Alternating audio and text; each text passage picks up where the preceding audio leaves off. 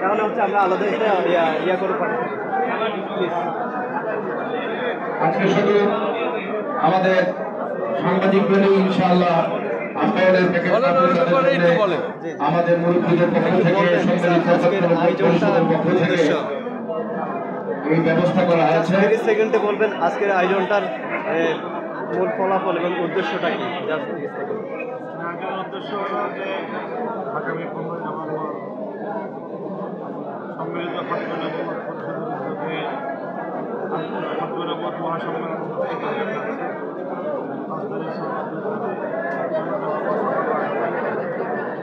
দেশ এবং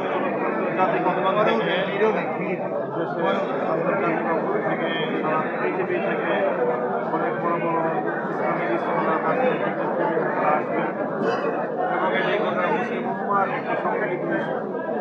সেই সম্মিলিতভাবে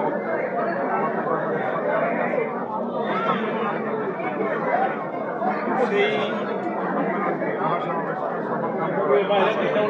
আমরা একটু সবাই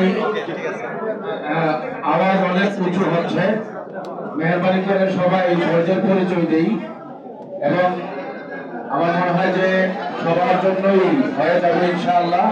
ধীরে ধীরে আমাদের সকলের হাতে পৌঁছবে।